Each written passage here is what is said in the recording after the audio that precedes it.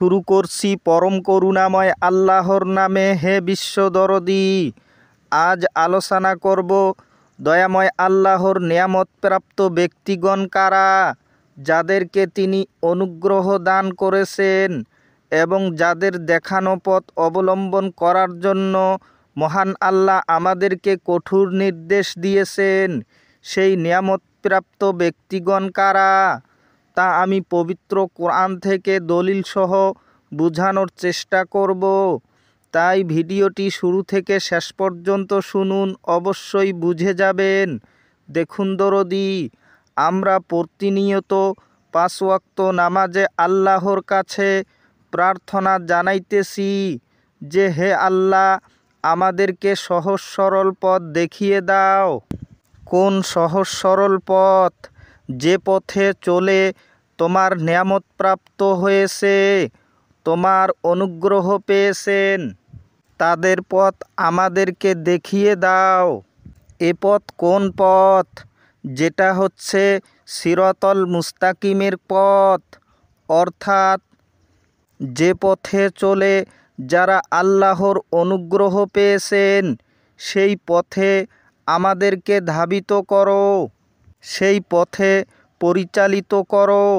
এটা আমরা প্রত্যেক রাকাতে সূরা ফাতিহায় বলতেছি।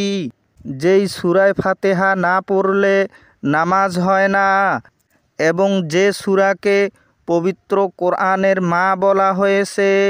দেখুন দরদি, এ পথ হচ্ছে নবী রসুল, অলি আউলিয়াগণ এবং মহামানবগণের দেখানো পথ। এই সত্যের পথ কি আমরা পেয়েছি? পাই নেই। তার জন্য আমরা সর্বদাই অস্থির, অত্যন্ত মানসিক চাপ, হতাশা, দুশ্চিন্তা, অশান্তি, আতঙ্ক, অস্থিরতা, রাগ, হিংসা, বিষণ্ণতা, যন্ত্রণা আমাদের জীবনে, এবং বিভিন্ন প্রকার আমরা শারীরিক ও মানসিকভাবে যন্ত্রণা ভোগ করতেছি। দুশ্চিন্তা যেন আমাদেরকে চারদিকে ঘিরে আছে। এগুলো আমাদের জীবনে ঘটছে শুধু সত্য না জানার জন্য, সত্যের পথ না চেনার জন্য। তাই আসুন আমরা বুঝে নেই আল্লাহর এই নিয়ামতপ্রাপ্ত ব্যক্তিগণ কারা, যাদের পথ অবলম্বন করলে আমরা জীবন যন্ত্রণার হাত থেকে মুক্তি পাব। এ ব্যাপারে মহান আল্লাহ সূরা নিসার 69 নম্বর আয়াতে বলেছেন যে কেউ আল্লাহর হুকুম এবং তার রসুলের হুকুম মান্য করবে, তাহলে যাদের প্রতি নিয়ামত ও অনুগ্রহ দান করেছেন সে তাদের সঙ্গী হবে। তারা হলেন নবী, সত্যবাদী, শহীদ এবং সৎকর্মশীল ব্যক্তিগণ, আর তাদের সান্নিধ্যই হলো উত্তম। দেখুন দরদি, এই আয়াতের দ্বারা স্পষ্ট প্রমাণ হয় যে আল্লাহর অনুগ্রহপ্রাপ্ত ব্যক্তিগণ হচ্ছেন নবী, রসুল ও যুগের শ্রেষ্ঠ মহামানবগণ।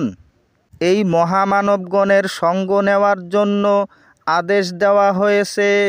তাই মহান আল্লাহ সূরা তাওবার 119 নম্বর আয়াতে বলেন, হে বিশ্বাসীগণ, তোমরা আল্লাহকে ভয় করো এবং সত্যবাদীদের সঙ্গ নেও। এই সত্যেই আছে পরম আনন্দ।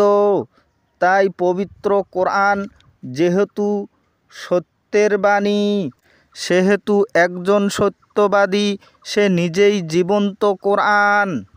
আর সকল সত্যই স্রষ্টার বাণী, কারণ সত্যবাদীদের মুখ দিয়ে স্রষ্টা নিজেই কথা বলেন। তাই তো সত্যই স্রষ্টা, সত্যই ধর্ম, সত্যই শান্তি, সত্যই স্বর্গ।